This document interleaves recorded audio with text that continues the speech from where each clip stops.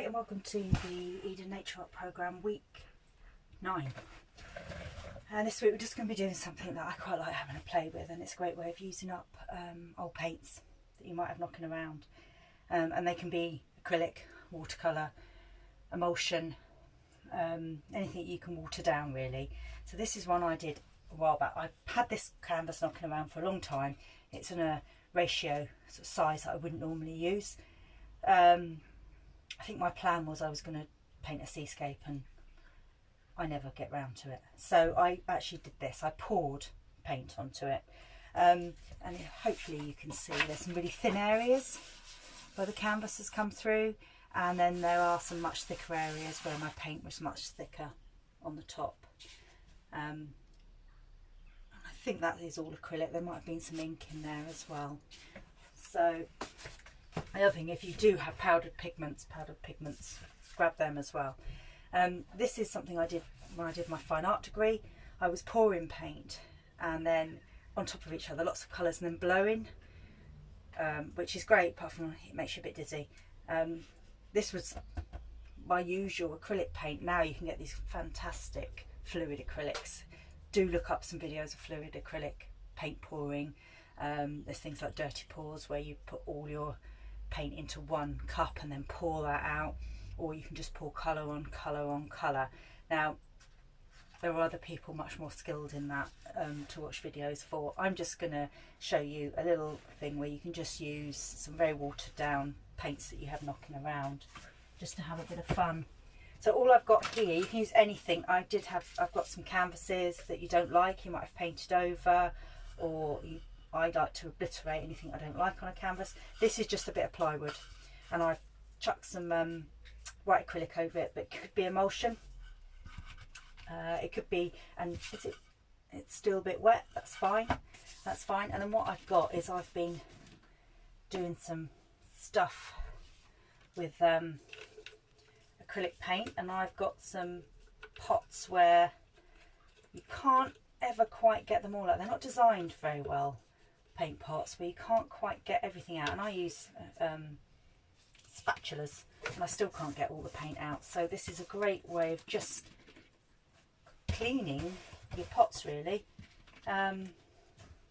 So I've put some water in there and then given it a shake.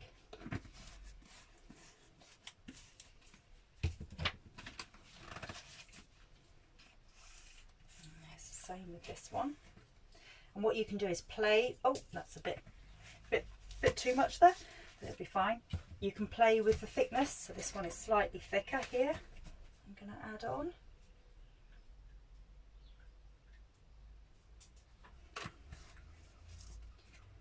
And you can either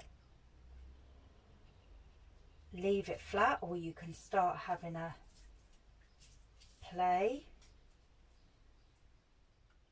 The great thing about this is actually you can really layer up and layer up and layer up. So you can do one,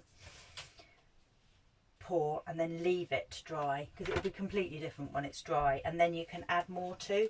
Now this is, I've just found this in my old studio, and it's one of those, it's ink, it's an acrylic ink that I bought because I was going to do something fabulous with it, and then I've never used it. It's a great way of using up all those. If you're like me and you see a product and you think, oh, that'd be fabulous, and then you never know really what to do with it, it's a great way of using them up. And you see, I really love the way all the colours sort of meet. I mean, these are really watery, so they're really gonna slide.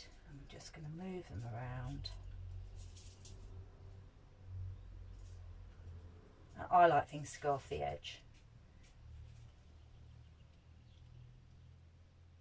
And these are. And the other way you can make things move around is my trusty, as ever, my favourite thing, spray gun. You can add water to something, so you can shift. You see, you can move it by spraying it. I do some of these vertically, well, on an easel, and I pour paint and let it drip off the bottom, which is quite exciting. And then, because the other thing you can add, I'm going to add a real lime green to this. This is unwatered down paint, and a great way of moving it is if you add water to it, or it can actually, I spray that.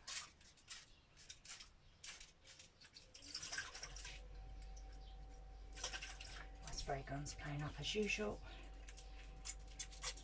There you go.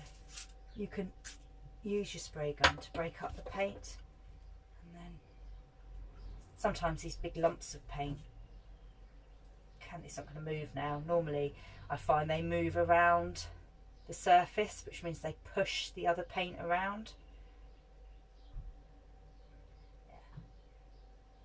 Never work with children, animals or lumps of paint that won't do what you're asking them to do.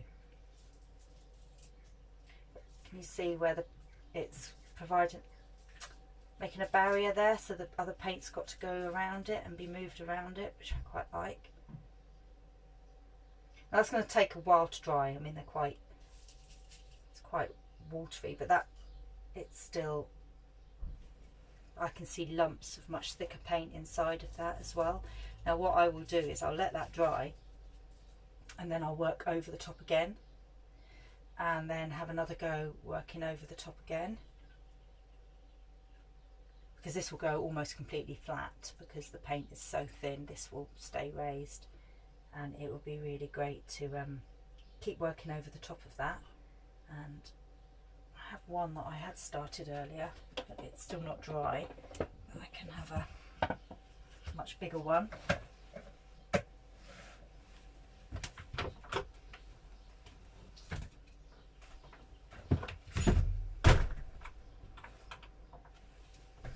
This is an old canvas that I did something awful on and have painted over it, and then I put some PVA glue over it, and I've done all sorts. So as you see, I started layering it up with paint. I didn't really like it, so I stood it on its end, so most of it's all dripped off now, but you can start moving, and I can see a really big lump of paint that I put in there, so I'm going to break up a bit.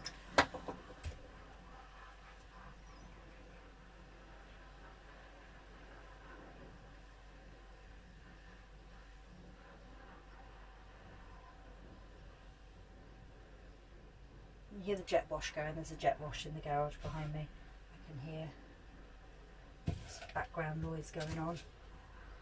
And then add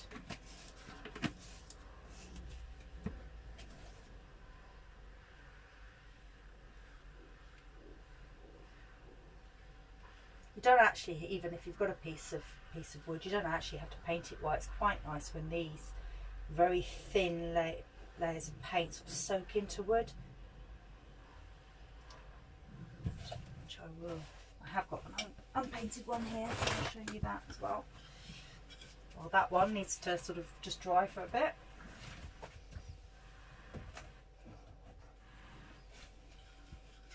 If I was to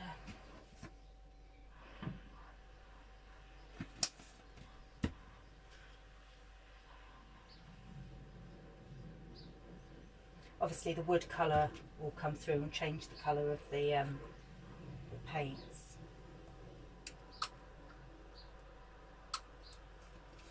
It also stains really nicely.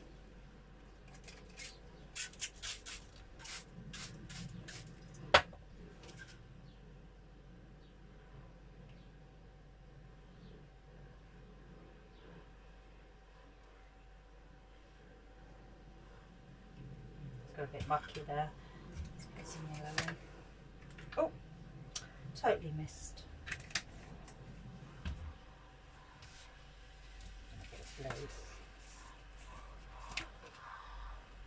Oh, a bit of blue. I overdid that a bit there. Quite a lot. Oh, but that's quite nice where it's sort of, if I run that off the edge.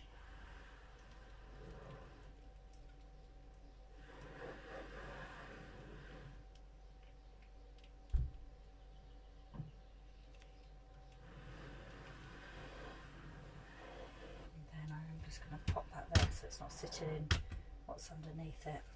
And I might just add a little bit more yellow.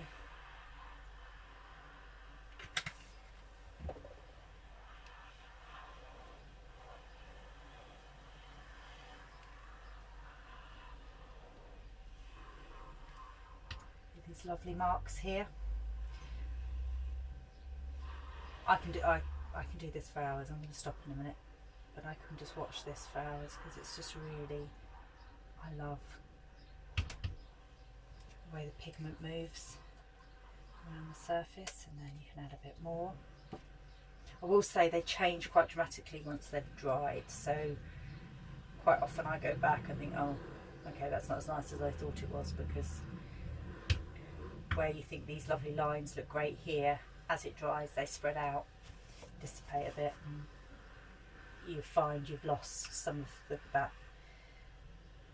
colour that you originally liked. So you just put some more in afterwards, so you can keep building up, and having a play.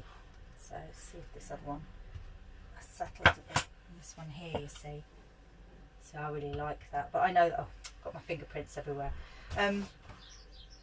But that will change quite a lot once it's dry. So once that is dry, I'll go over again and have another little play. I can see because there's lots of bubbles in there. It's another thing. You shake up your paint, you get these bubbles and they burst, and you can put a little bit of washing up liquid in as well, and that's a great way of pouring. If you've got anything really big pieces of paper and you've got the space in the garden, go out in the garden, lay the paper down and just throw the paint on. That's another really it's one of my favourite things, throwing paint around. So that's quite exciting. And the other thing, if you've got the space to do that, is perhaps dip some tissue. If you've got some tissues, dip that in some watery paint and throw that at the surface as well, because that gives you sort of splatter marks, but it also gives you a bit of texture, and so when it dries they tend to stick to the paper and you get these big blobs of dried painty tissue. So go and have some fun with some messy paint, and as ever my background paper's looking as interesting, if not a bit more interesting, than the work that I was actually doing. So have a little play, have an experiment, use up those paints, enjoy.